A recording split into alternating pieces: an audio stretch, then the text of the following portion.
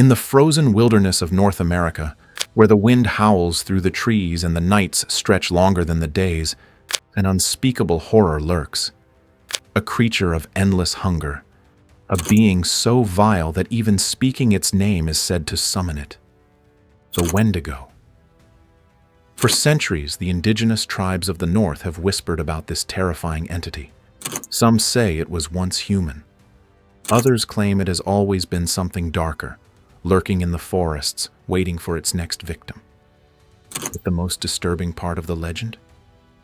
The Wendigo is never satisfied. No matter how much it devours, it remains starving. And worst of all, some say it could still be out there, waiting for its next meal. So, is the Wendigo just a myth? A cautionary tale against the horrors of starvation and greed? Or could there be some truth behind this nightmare? Join me as we uncover the terrifying legend of the Wendigo, the spirit of endless hunger. Origins of the Wendigo. The Wendigo is one of the most feared creatures in Algonquian folklore, a spirit of insatiable greed, cold-hearted evil, and horrifying cannibalism. The legend originates from the indigenous tribes of the northern United States and Canada, particularly among the Cree, Ojibwe, Innu, and Saulteaux people.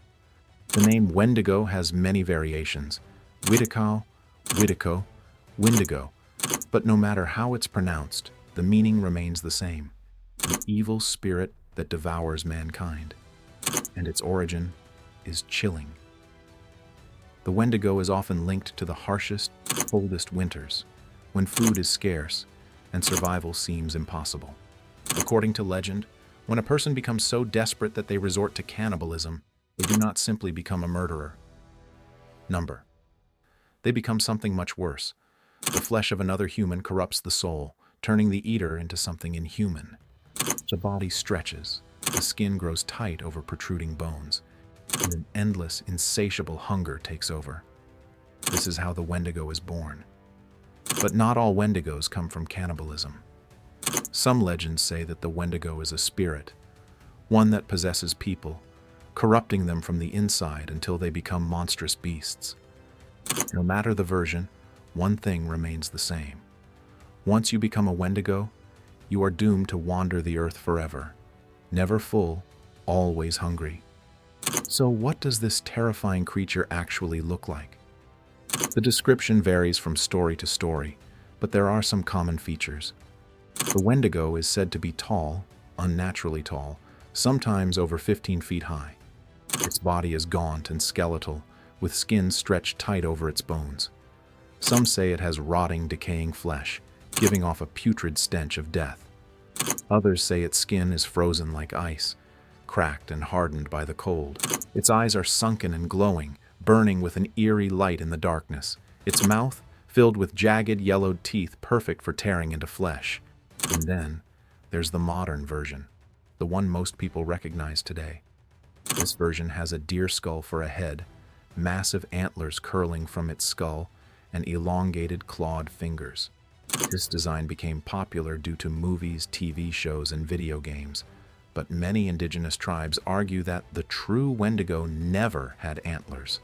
Yet, no matter how you picture it, one thing is clear: the Wendigo is a creature of pure horror. But how does one become a Wendigo? There are three main ways a person can fall victim to the Wendigo curse. Cannibalism. As we discussed earlier, eating human flesh in times of desperation corrupts the soul. The person slowly transforms, losing their humanity until they become something monstrous. Possession. Some say the Wendigo is a spirit that takes over the bodies of the weak, turning them into mindless, bloodthirsty creatures. A punishment for greed.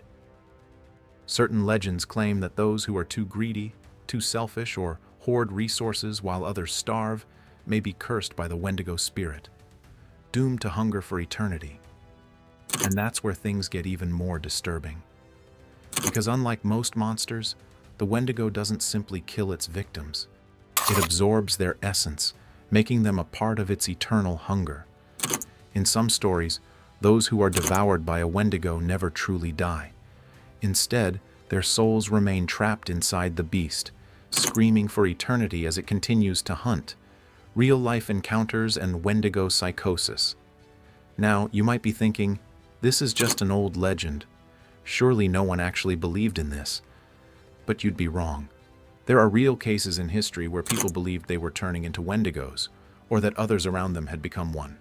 One of the most famous cases is that of Swift Runner, a Cree man from Canada. In the winter of 1879, Swift Runner and his family were trapped in a brutal snowstorm.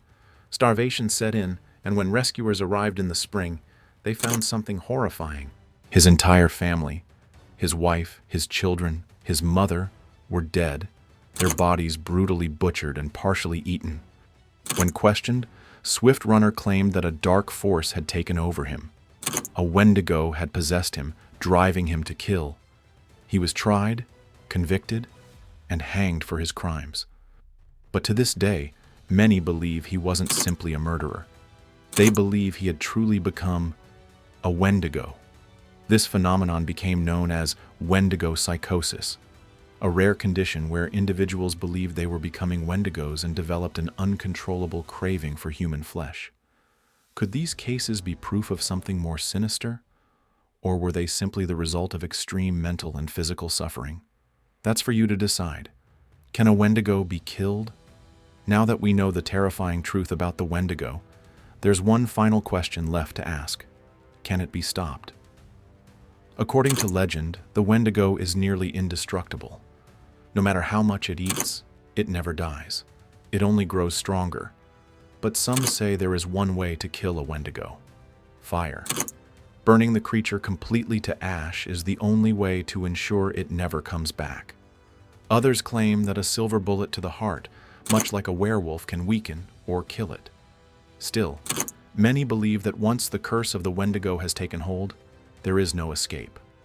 Conclusion: the legend of the Wendigo is one of terror, greed, and survival. It warns of the consequences of desperation and selfishness, reminding us that sometimes the real monsters are human. So what do you think? Is the Wendigo just a cautionary tale? Or could something truly sinister be lurking in the forests, waiting for its next meal? Let me know your thoughts in the comments below, and if you enjoyed this story, don't forget to like, subscribe, and hit that notification bell, because there are many more terrifying legends to uncover. Until next time, stay safe, and whatever you do, don't listen to the whispers in the woods.